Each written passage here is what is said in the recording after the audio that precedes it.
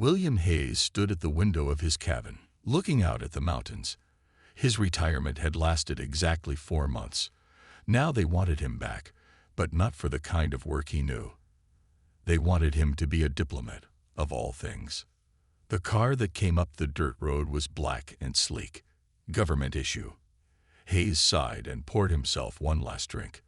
The whiskey burned going down, just like old times. When the knock came, he took his time answering. "Mr. Hayes," said the woman at the door. She wore a dark blue suit. "I'm Susan Grant from the Department of Interstellar Relations. May I come in?"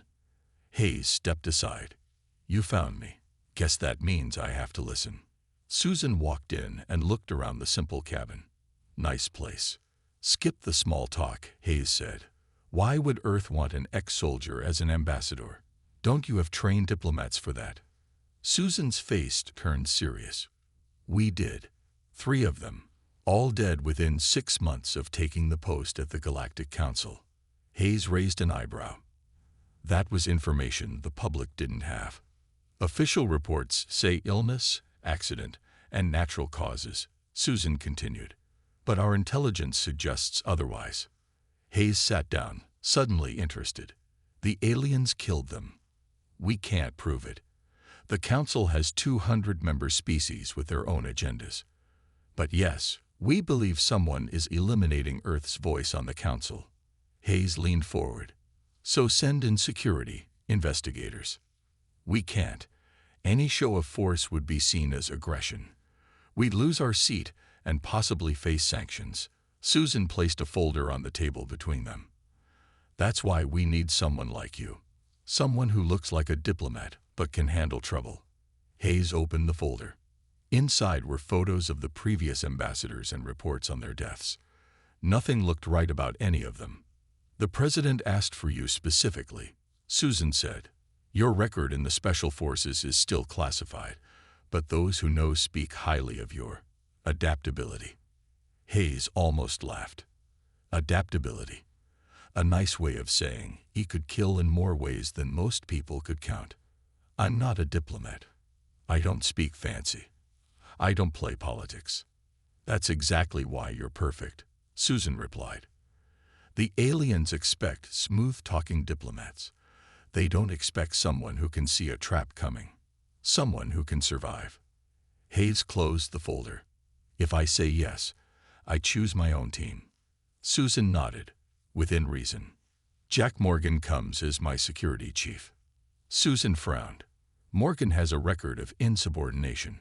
He also saved my life 6 times, Hayes countered. "I trust him. That's my condition." After a moment, Susan nodded. "Fine.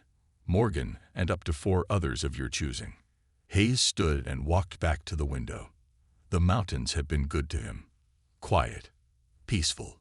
Everything space would not be. "When do I leave?" 3 weeks. Training in diplomatic protocol starts tomorrow." As Susan prepared to leave, her communication device buzzed. She read the message, her face growing pale. "What is it?" Hayes asked. "A message came through our secure channel from Nexus Station. An alien source. It just says, they will try to kill your next ambassador too. Send someone they can't kill." Hayes smiled for the first time that day. It wasn't a pleasant smile. Looks like I'm what they need after all. A diplomat they can't kill. After Susan left, Hayes made one call. "Jack, it's Will. How do you feel about space travel?"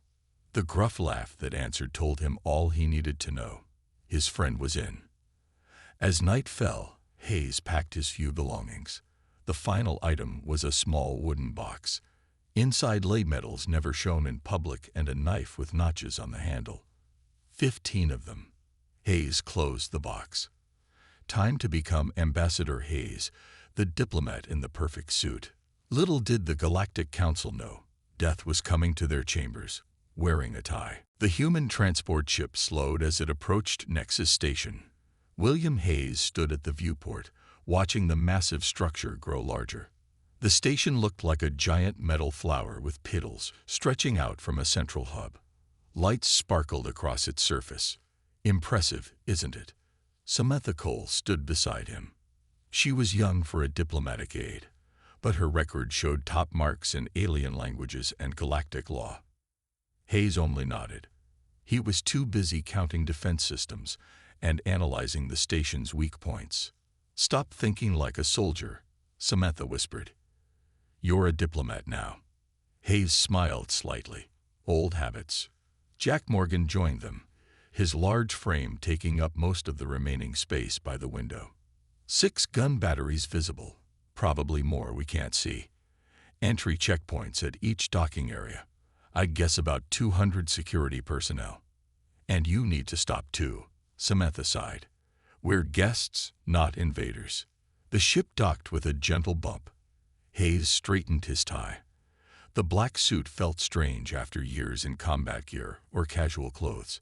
"How do I look?" he asked. "Like a diplomat," Jack said. "But I know what's underneath." The airlock doors opened. Beyond stood a gathering of aliens. Hayes recognized the types from his briefings. At the front was a tall, thin alien with blue skin and 4 arms. An Arxian, the most powerful species in the Council. "Ambassador Hayes," the Arxian said, voice cold. "I am Ambassador Zixbora. Welcome to Nexus Station." Hayes stepped forward and bowed slightly. "Thank you for your welcome." Zixbora's large eyes narrowed. "We were surprised by your appointment. Your background is unusual for a diplomat." Hayes kept his face blank. "My government believes diverse experiences are valuable." "Indeed." The Arxian's upper arms made a dismissive gesture. "Let me introduce Security Chief Krell." A massive reptilian alien stepped forward.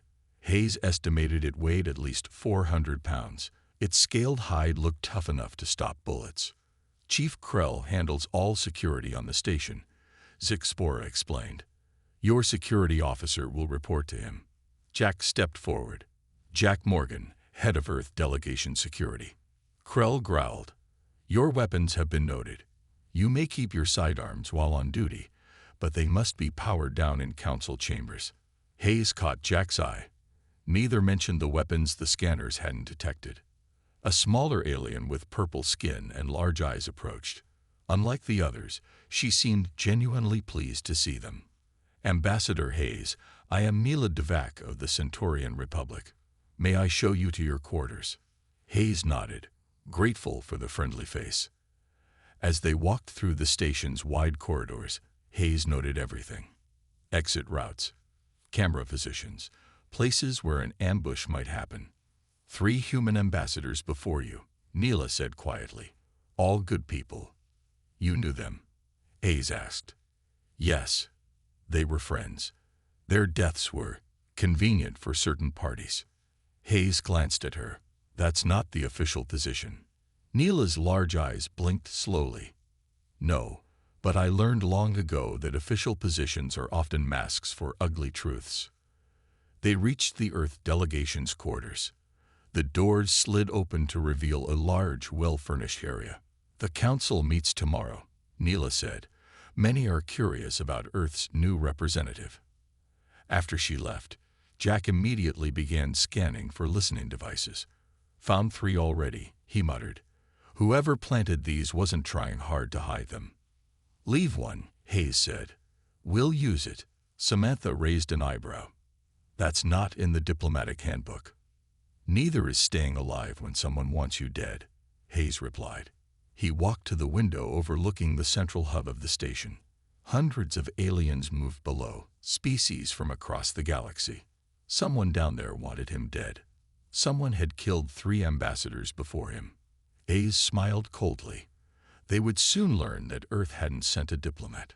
They had sent a predator in a suit. 3 weeks passed quickly on Nexus Station. Hayes attended meetings, learned names, and smiled when needed.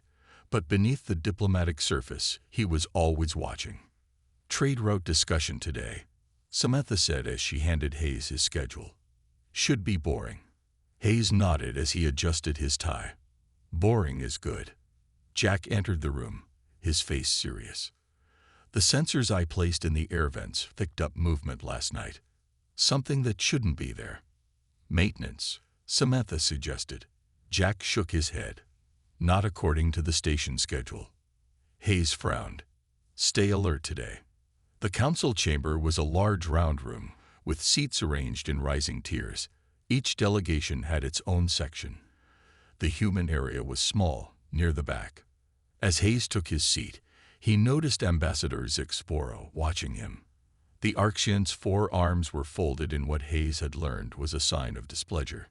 The council recognizes Ambassador Zixfora, announced the council speaker. Zixfora stood. Thank you. Today we discuss trade routes through the Orion sector. The Arxian position is that larger, more established species should have priority access. Hayes listened as other ambassadors spoke. Most smaller species disagreed with the Arxians, but seemed afraid to say so directly. When his turn came, Hayes stood. Earth believes all species deserve equal access to trade routes, regardless of how long they've been part of the galactic community. Murmurs spread through the chamber.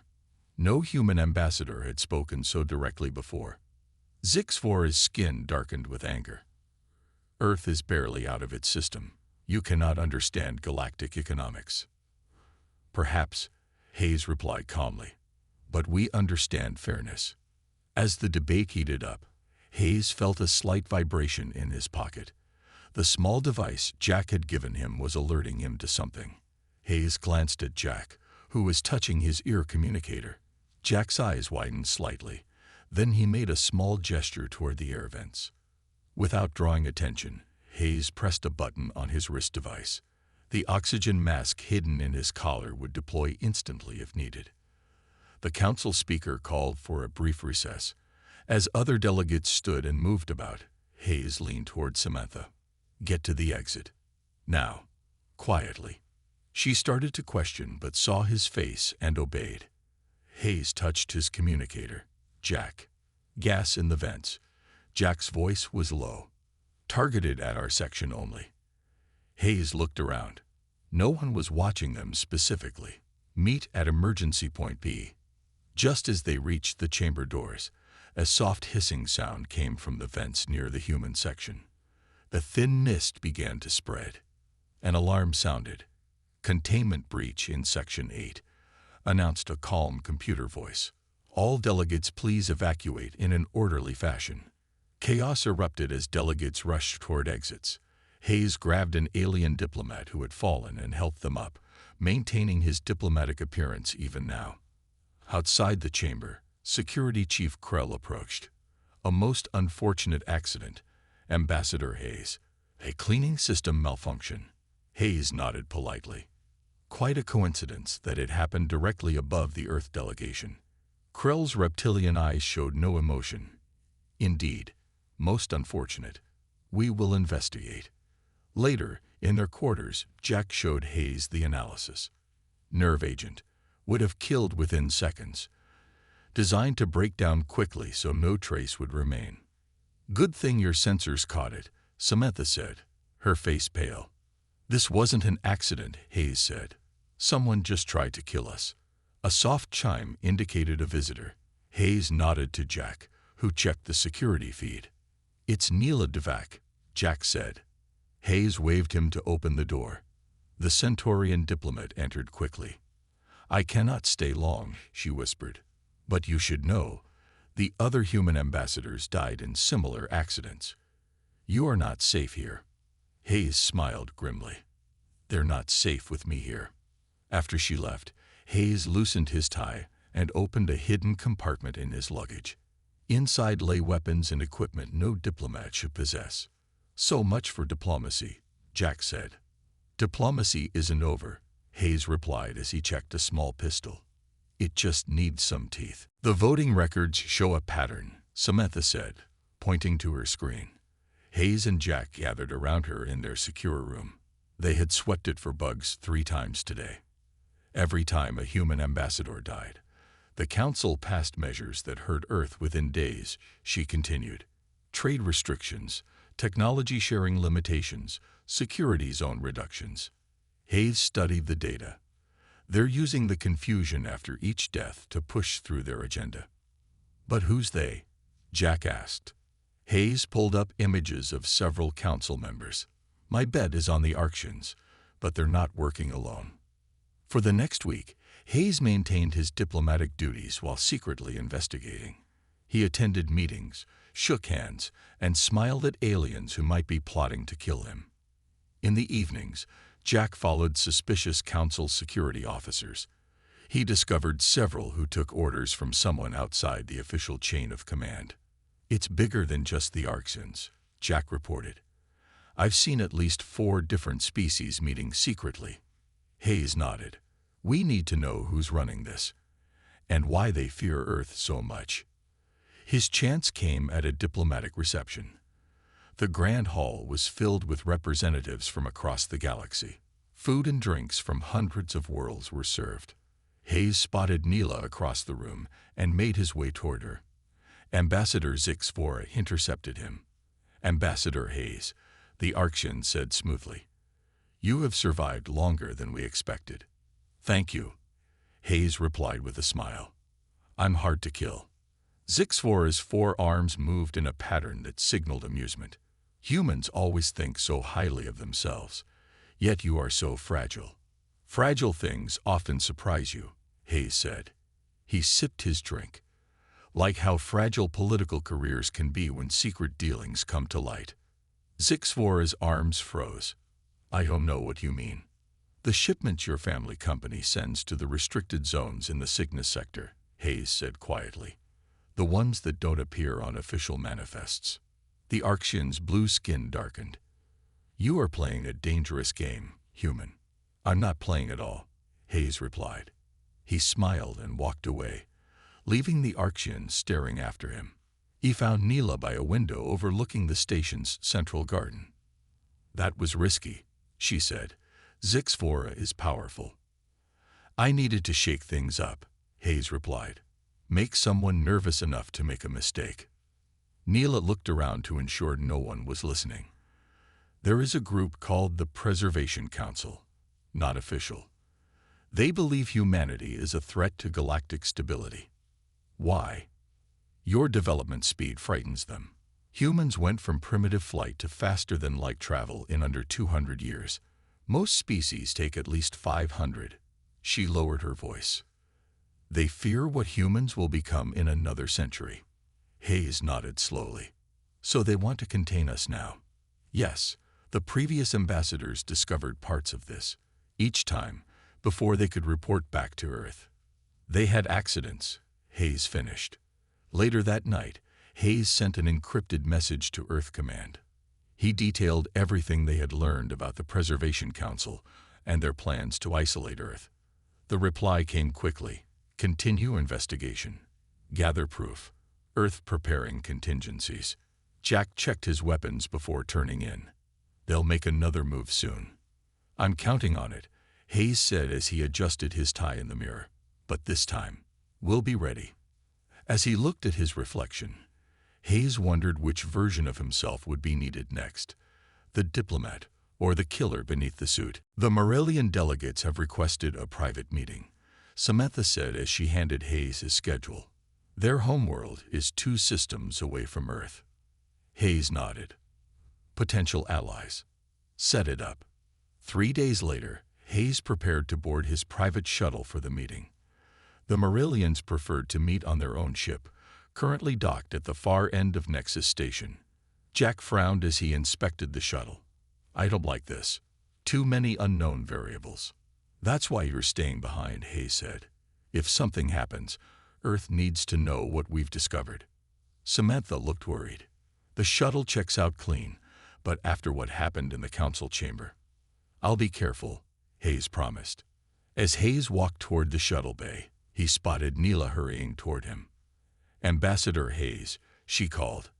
"A moment, please." Hayes stopped. "What is it?" "The Morellians canceled all meetings today," she whispered. "Family holiday. They would never schedule during their ancestor day." Hayes' face showed nothing, but his mind raced. "Thank you, Neela. You may have just saved my life." He turned and walked calmly away from the shuttle bay. Once out of sight, he tapped his communicator. "Jack, the meeting is a trap. Meet me at Point C. Point C was a maintenance corridor they had identified as a secure meeting place.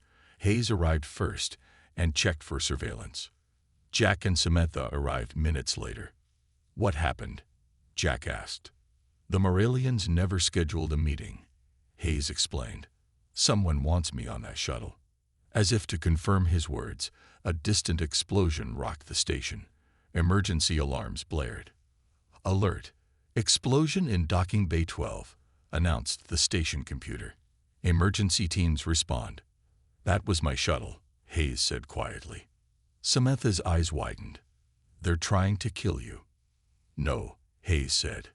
They think they succeeded. They watched a station security feed on Jack's portable screen. Security Chief Krell was at the scene, directing the response. Ambassador Zix Vora had arrived as well, looking appropriately shocked. Now we have an advantage, Hayes said. They think I'm dead. What's our play? Jack asked. First, we need a secure location. They'll search my quarters soon. Hayes thought for a moment. Samantha, you need to act shocked and grieving. Return to our quarters and download everything we've gathered. She nodded. And you too. We'll be ghosts, Hayes said. Over the next few hours, news of the human ambassador's death spread through Nexus Station. The council called an emergency session for the following day. Hayes and Jack moved through maintenance tunnels and service corridors, avoiding cameras. Neela had provided access codes to a rarely used storage area where they set up a temporary base. The council feed is live, Jack said, showing Hayes his screen. On the screen, Ambassador Zix Vora stood before the council. We mourn the tragic loss of Ambassador Hayes, he said, his forearms in a position of false respect. However, the business of the galaxy must continue. I propose we vote on the Arxian Security Initiative. What's that? Jack asked. A measure giving Arxian ships the right to patrol Earth space for security purposes, Hayes explained. First step toward military control. They watched as representatives from smaller species voiced token objections. But the vote was clearly heading toward approval. They're not even waiting a day, Jack growled. Because they're afraid of what I might have told Earth, Hayes said. They're accelerating their plan. A message flashed on their secure communicator. From Samantha. Council records show 7 species in the Preservation Alliance. Have names and proof of meetings. Also found this in Krell's private communications. Containment protocol for Earth to begin within 30 days after vote. Hayes read the message twice. Containment protocol. They're planning war. Jack checked his weapons. What's our next move? Hayes stood. We gather allies. We get concrete proof. And when the time is right. He adjusted his tie, a predator's smile on his face. We show them why Earth sent me. 3 days passed since Hayes died. The station had returned to normal operations.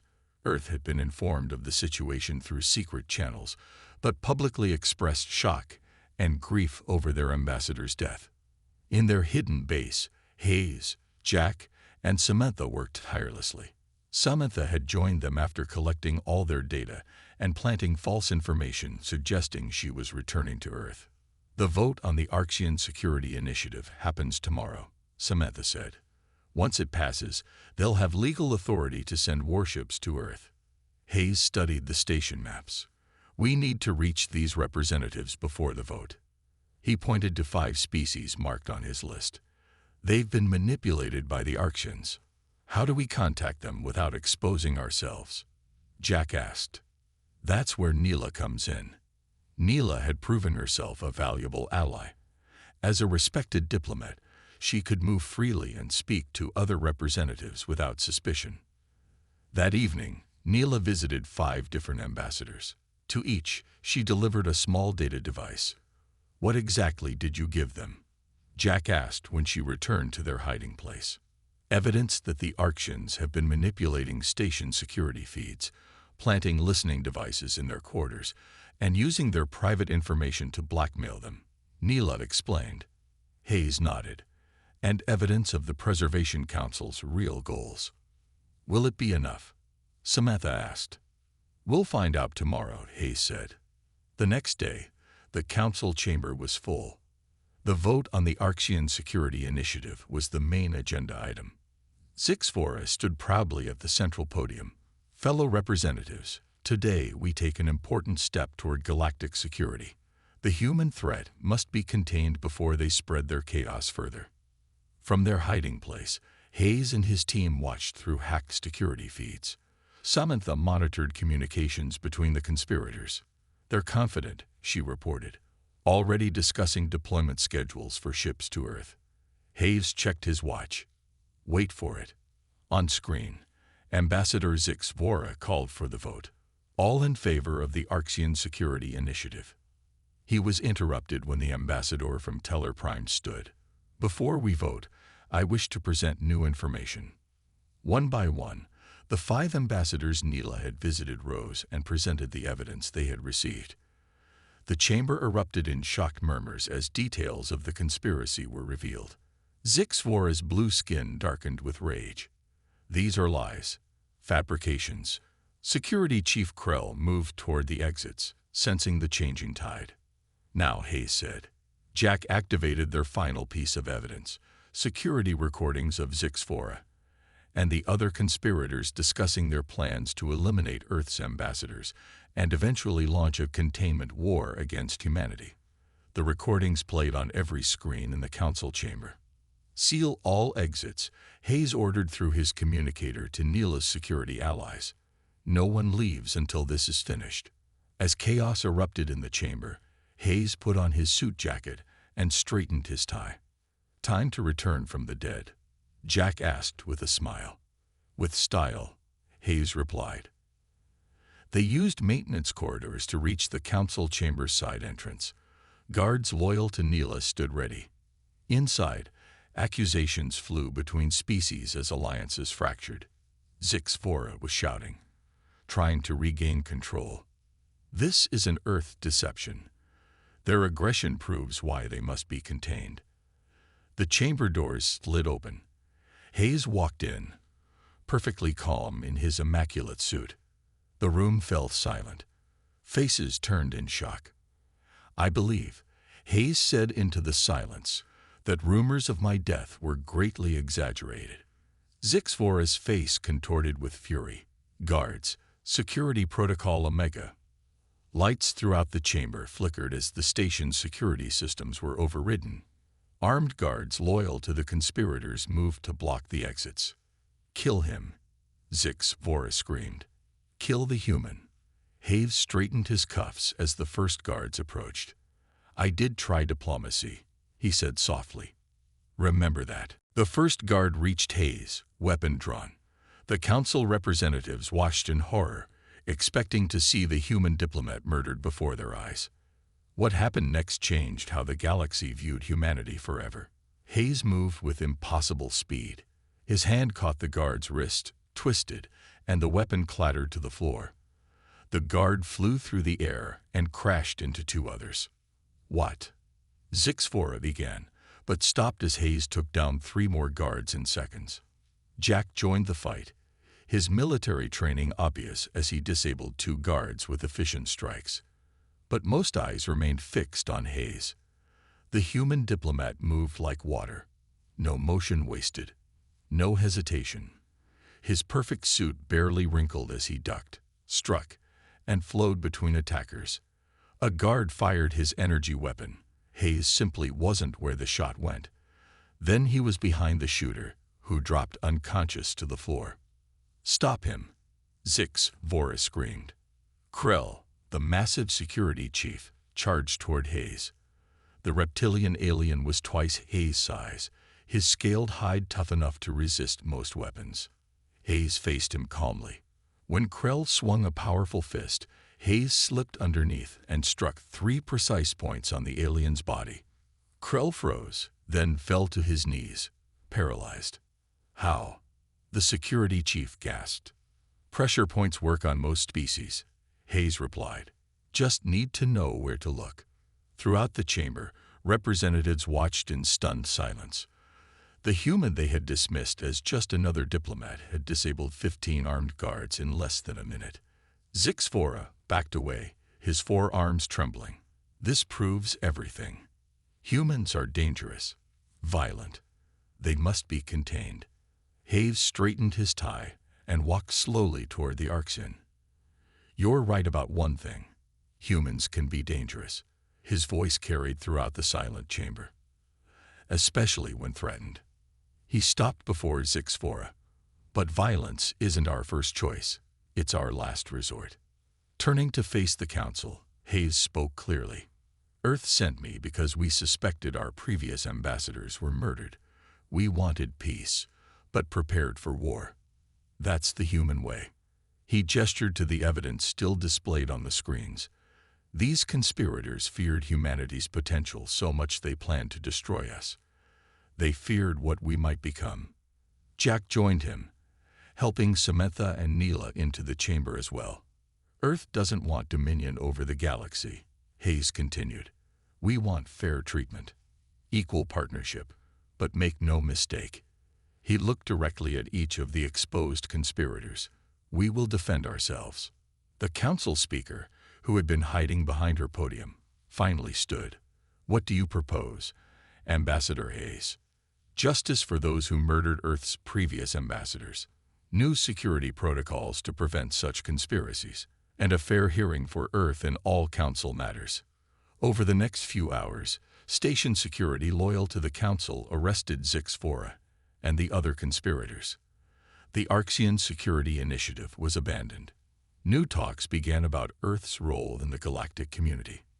Later, in the Earth delegation's quarters, Neela visited Hayes. The council is in shock, she said. No one expected a diplomat to fight like that. Hayes smiled slightly.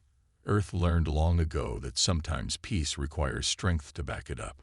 Will you return to being a soldier now? Neela asked. Or remain our ambassador? Hayes looked at himself in the mirror, straightening his already perfect tie. The suit fit him well, both the diplomat and the warrior underneath. Sometimes they're the same thing, he replied. Earth needs a voice here, a voice that won't be silenced. As Neela left, a message from Earth Command appeared on Hayes' screen. Well done. Status. Hayes typed a short reply. Mission successful. Diplomatic relations secure. He paused, then added, send more suits. I'll be staying. Across the galaxy, word spread quickly. The human diplomat who became death in a suit when attacked. The message was clear. Humanity had arrived on the galactic stage, and they were not to be underestimated.